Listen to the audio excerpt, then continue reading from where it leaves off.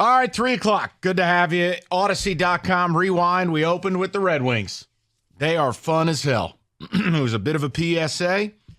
You want to hear about that? Go for it. Now, Rico's got an update, the U of M thing. I can ask you a question. Tell you what I've had enough of. I probably shouldn't go this direction because it's not really a win. Like, no one really cares. But the amount of just bought and paid for media idiots. Oh, you were wrong? Oh, it's not a nothing burger? Now you think it's haha comedy hour? Log out. Okay? Log out. Rico reading some things going on social. Get a different gig. This one's not working out for you guys very well. Go ahead, Rico. No, I'm sorry, dude. It's intellectual dishonesty. You don't go from being wrong about something to then just making light of it. Own it. Report on it. Otherwise, what the hell are you? Besides a clown, or as Travis Kelce says in the commercial, a clown. Yep. Or you're just a big supporter of your school that you graduated from. Here we go. Okay. Well, now we're okay. Let's move. Okay. Give people the update, and I'll ask them the question. All right. This is from an SI article that came out today, where we found out that Connor Stallings has written a 600-page called the Michigan Manifesto, where he basically talks about what he would do in order to become the head coach and run Michigan football. But this all came from a text conversation that he had with someone who they left nameless, a person who was going to a Power 5 school. And in it, here's what Connor had to say. I'm close with the whole staff, particularly I became close to CP and Jay Harbs, apparently refereeing current linebackers coach Chris Partridge and running backs coach Jay Harbaugh, who is the son of Jim Harbaugh. Pre-COVID, stole opponents' signals during the week watching TV, copies, then fly to the game and stood next to Gaddis and told him what coverage/pressures he was getting. He then goes on to say that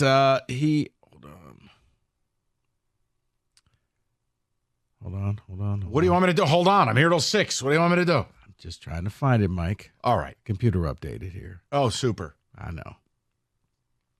David, do you want to help this guy? The Betamax 5000 over there has faltered, and it's just, we don't have time. I'll ask the question. It's real simple. All right, Rico gave you a tidbit already. Simple. You don't get to say staff didn't know. You just don't get to say it. You don't get to do the lone gunman theory. It sure sounds like, clearly, when the other people are using this guy's work, right? When it comes out that he bought tickets to opening night college football playoff release party, and he bought tickets to every team on the top 10 except TCU. And TCU's the team that you shockingly lost to. It just adds more questions. So it does. And then the former Power 5 student shared the full conversation with Sports Illustrated, verifying the messages of origin by removing Stallion's name from the context to reveal the number. The number was linked to Stallion's name in a public database in the white pages, but when they tried to reach out to him, there was no response. Well, he's disappeared. This was his number. This was the number that was registered to him. So here's my question for the people. This is about you guys. I have no idea what's going to happen. But I'm again, my one rule is you don't get to say it's nothing. You don't get to say everyone's doing it. And I don't want to hear that crap. No. I can take down all of your talking points without breaking a sweat. What I want to know is, how should the school proceed? See, you could play this two ways. Now, you could fight this thing tooth and nail, but you're going to be fighting three entities. Now, you could fight the NCAA and say, look, we'll play the long game. NCAA takes forever. Even if they served us with notice tomorrow, we'd have 90 days to respond. We would take all 90 days, and that would clear us of the national championship game. And we'll play, and if we lose it all later, fine. But the problem is the Big Ten doesn't have to wait, and the College Football Playoff Committee doesn't have to wait. And here's what's really interesting. The new Big Ten commissioner is Terry Petitti. Why is that relevant? Petitti was the disciplinary arm for Rob Manfred when the Houston Astros cheating scandal happened. And Petitti went maximum sentence for the Astros. There's a CBA, though. So, the loss of the draft picks, the money, etc. Did they go far enough? No, they didn't. But they couldn't because it was collectively bargained.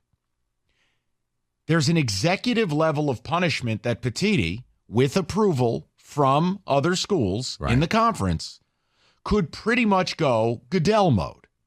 Not saying he will, not saying he should. I don't know enough yet. But he doesn't have to wait. Mm-hmm. The playoff committee is another arm of this. And while you'll say, well, Ward's on the committee, 2 notes, he's got to leave the room when Michigan's brought up.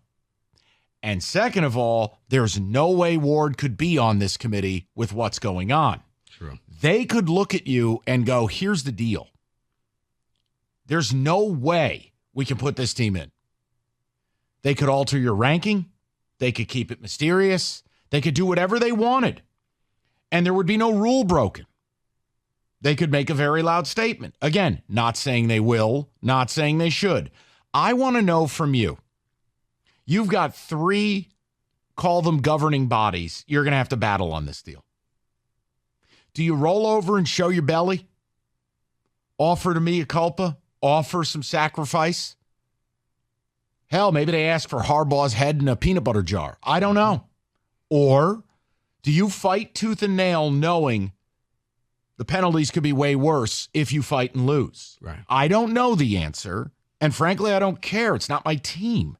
My team sucks. Yeah, because as every day comes out, more and more information comes out. Another part of this article, Sports Illustrated cannot independently confirm the veracity of Stallion's claim about relationships with the coaches. Several pictures of him have emerged in recent days, though, of him standing with prominent positions in the Wolverine sideline.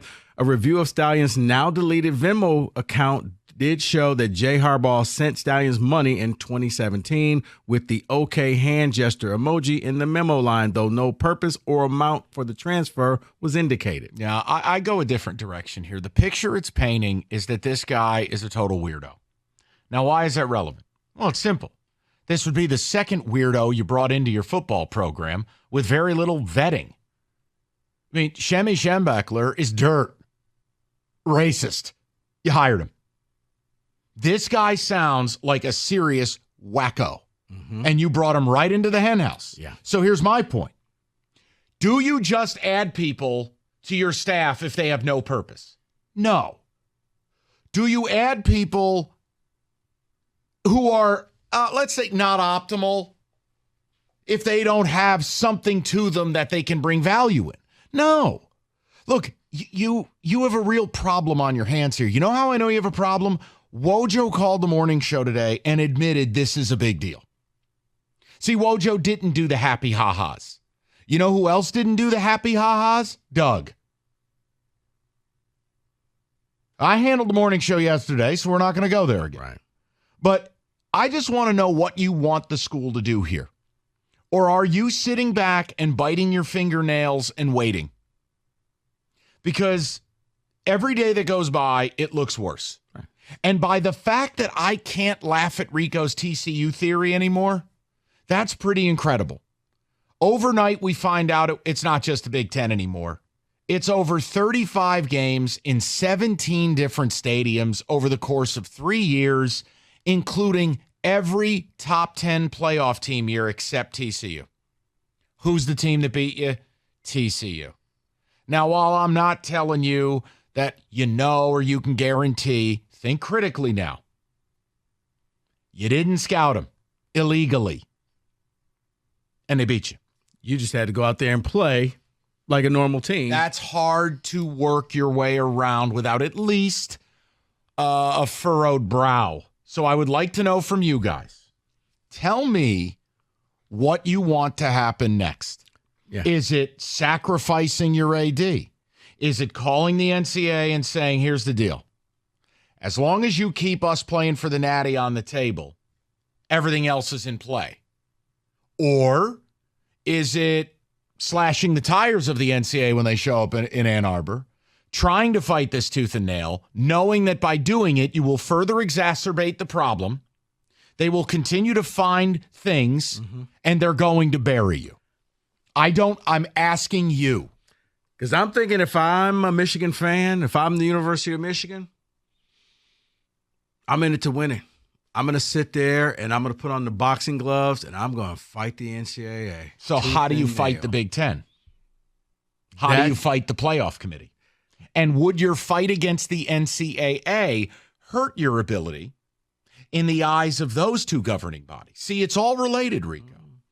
Now, if they, let's say you go FU mode, what's that going to do with Petiti? What's that going to do with the playoff committee? I don't have that. Well, the Petiti thing is interesting because of just what he did with the Astros and how would he walk in there and unilaterally just lay down the law? You brought up an interesting point this morning when we talked. You got new teams coming in, and you don't want these teams to walk in, and as soon as they open up the door, there's the husband and wife yelling and screaming at each other for the dinner party.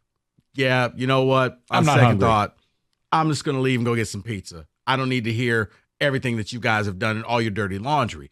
You got to clean this thing up. If you're those four teams coming in and you're like, wait, so you're going to give Michigan preferential treatment for doing these things? So how do I know they're not going to do them for us in future years?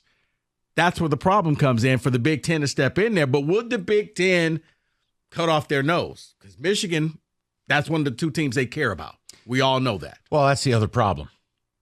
See, there's the two levels of discipline that the Big Ten can take. Now, the first one is a fine and then suspensions of no more than 2 contests. But when the discipline goes next level is if the integrity of the contest is in question. That's where Petiti can do whatever he wants, essentially, provided he gets approval from a committee of the other teams. Well, my question would be, what other team would want to help Michigan? Yeah, you're not going to get any allies in this. Especially that 13 of the other teams in the conference have already dimed you out. Especially that the Big Ten went to Michigan State and offered the option of not playing. Because I got to think that using deductive reasoning, the one team that you didn't go and spy on was the team you didn't play. Northwestern. Yeah. So you had no reason to. So I want to know how you want Michigan to approach it. Look, it's one thing to call your favorite radio show, or maybe it's your favorite show to hate and yell and scream or say la, la, la. But I want to be serious about it here. This is on you, Michigan fans. Right. This isn't about us. I'm telling you, I know what I would want my school to do, but that ain't got nothing to do with you. You got to tell me what you want from your university. Because you got a lot on the line right now. And 3 different governing bodies that can have a say in this. And I don't think the NCAA is the biggest one to worry about right now, because that's the longest horizon. You will get 90 days to respond to whatever they do to you. See, I don't think the college football playoff is one that you need to be worried about, because constantly all you hear are people just, it's a dumb rule. It's a silly rule. It's all of that. Yeah, college football playoffs run by the TV, and you know what the TV people are saying about this. It's no big deal. You see that on all the national broadcasts. Well, no. But it's the Big Ten that can just step in there and say, whoa, whoa, whoa, you are not going to bring this conference down like that. I'm going to step in. Now, here's what we're going to have fun with. The bingo card is ready. The whataboutism bingo card. I've asked you a very direct question. I am pretty much convinced 2/3 of callers won't be able to answer the question, and they will play whataboutism. It'll be one of the 9 talking points in the wild card 10. So choose wisely. This ain't about me. It's not about my program. My program can't get out of bed. I want to know what you want your program to do.